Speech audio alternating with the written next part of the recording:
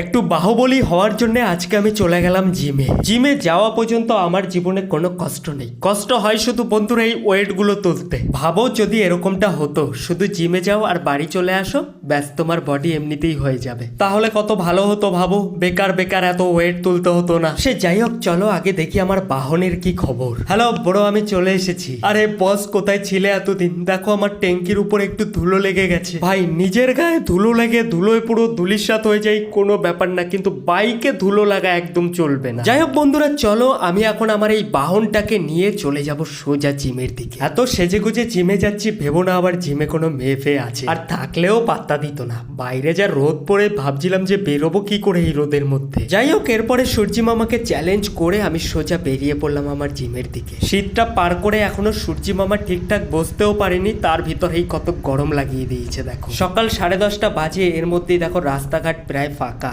দু একজন মানুষ আসছে যাচ্ছে। গরম বলেই কিন্তু এই অবস্থা। শীতের সময় কিন্তু এইসব রাস্তাঘাট পুরো ভর্তি থাকে। যাই হোক বন্ধুরা, এরপরে আমি চলে আসি আমার জিমে। চলো এখন জিমে ঢুকে দেখবো জিমে কারা কারা এসে। না, আজকে জিমের মধ্যে ঢুকে দেখি তাও 2-3 জন আছে। অন্যদিন তো আমার কপালটা পুরোই খারাপ থাকে। যাই হোক, এরপরে হালকা কার্ডিও করে সোজা বসে গেলাম বেঞ্চের উপরে, কারণ আজকে আমার ছিল ডেল। প্রথমে বাহুবলীর মতো অনেক ওয়েটই নিয়েছিলাম, কিন্তু তারপরে বুঝতে পারলাম যে না, আমি বাহুবলী নই। তারপরে ওয়েট গুলো কমিয়ে 10-20 কিলো আর রডের যা ওয়েট সেটা দিয়েই মারা শুরু করি। এই জিমের মধ্যে যা কিছু আছে তার মধ্যে কিন্তু বন্ধুরা এই ডেলটা মারতে আমার খুব ভালো লাগে, মানে কষ্টে পিছনটা ফেটে যায় আর কি। রড দিয়ে ডেল মারার পর হাতে তুলে নিলাম ডাম্বেল। বাবা যদি এই জিমের আমার খাটনিটা দেখতো তাহলে একটা কথাই বলতো যে এত কষ্ট যদি তুই পড়াশোনার পিছনে করতি তাহলে আজকে কোনো একটা সরকারি জব পেতি। এবার সোজা আমি চলে এলাম কেবিলে। এটাও কিন্তু ডেলের একটা পার্ট। এটা মারার পর আমি আমার ডেলের পার্ট কমপ্লিট করলাম। ডেল মারার পর ভাবলাম চলো আজকে একটু হালকা টাইসেপ মেরে নি। সবকিছু ঠিক আছে, কিন্তু ওই বাইসেপ টাইসেপ না দেখলে আবার মানুষ বোঝে না যে তুমি জিম ফিম করো। না